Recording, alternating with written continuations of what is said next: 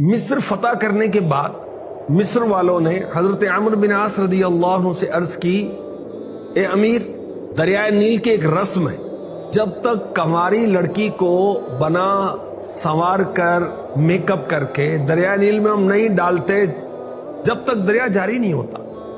حضرت عمرو بن عاص رضی اللہ عنہ فرماتے ہیں اسلام میں ایسا نہیں ہو سکتا، اسلام پرانی واہیات رسموں کو مٹاتا ہے۔ آپ نے وہ رسم رکوا دی، اب دریا کی روانی میں کمی ہوتی گئی، اللہ کی شان۔ لوگوں نے وہاں سے چلے جانے کا ارادہ کیا کیونکہ پانی کے بغیر زندگی کا تصور نہیں ہے۔ یہ دیکھ کر حضرت عمرو بن عاص رضی اللہ عنہ نے حضرت امیر المؤمنین عمر بن خطاب رضی اللہ تعالی عنہ کی جناب میں سارا واقعہ لکھ بھیجا۔ فاروق اعظم نے جواباً کیا فرمایا، کیا رپلائی کیا؟ تم نے ٹھیک کیا، اسلام ایسی رسموں کو مٹاتا ہے۔ میرے اس خط میں ایک رکا اور بھی ہے، اس کو دریائے نیل میں ڈال دینا۔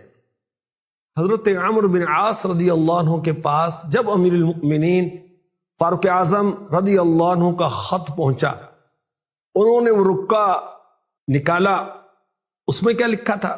اے دریائے نیل، اگر تو خود جاری ہے تو نہ جاری ہو، اور اگر تجھے اللہ پاک نے جاری کیا ہے تو میں اللہ واحد و قہار سے عرض گزار ہوں کہ تجھے جاری فرما دے۔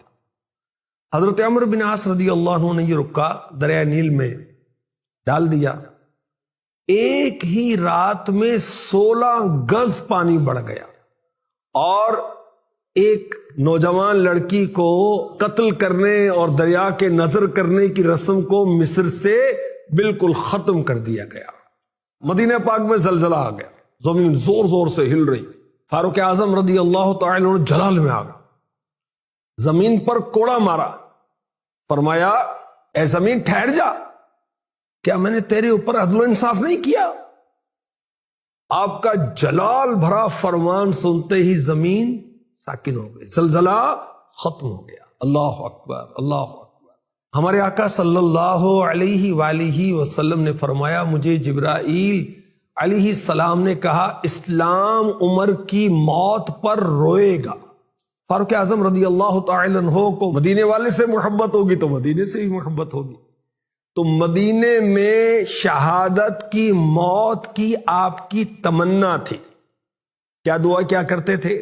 اللہم ارزقنی شہادتا فی سبیلک واجعل موتی فی بلد رسولک صلی اللہ علیہ وسلم۔ اے اللہ، تو مجھے اپنی راہ میں شہادت کی موت عطا فرما، اپنے محبوب کے شہر مدینہ منورہ میں شہادت کی موت عطا فرما۔ ایک بار کیا ہوا کہ آپ منبر پر تشریف لائے، اللہ پاک کی حمد و ثنا بیان کی، رسول پاک کا ذکر خیر کیا، صدیق اکبر کا ذکر خیر کیا، پھر فرمایا لوگوں میں نے خواب دیکھا ہے کہ مرغ نے مجھے 1 یا 2 ٹھونگے ماری ہیں، میں اس کی تعبیر یہ سمجھا ہوں میری وفات کا وقت قریب آ چکا ہے۔ حج کے مہینے کی 26 تاریخ کو نماز فجر کے لیے لوگوں کو آپ جگا رہے تھے، مسجد کی طرف جا رہے تھے، راستے میں ایک بدبخت ابو لؤلؤ فیروز، اس نے آپ پر خنجر سے اٹیک کر دی، اور یہ بھی کہا جاتا ہے کہ بحالت نماز آپ پر حملہ ہوا، آپ شدید زخمی ہوئے، اور چند دن کے بعد آپ نے جام شہادت نوش فرمایا۔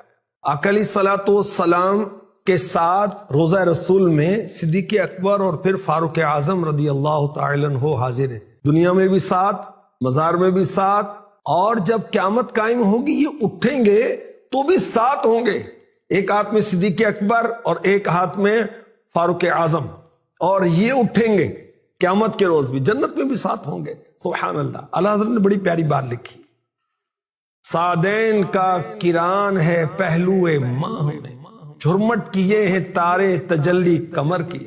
یہ دونوں تارے ہیں اور میرے آقا علیہ الصلوۃ والسلام چاند ہیں۔ کیا بات ہے ان کی، اللہ پاک کی ان پر کروڑوں رحمتیں ہوں، ان کے صدقے ہماری بے حساب بخشش ہو، آمین۔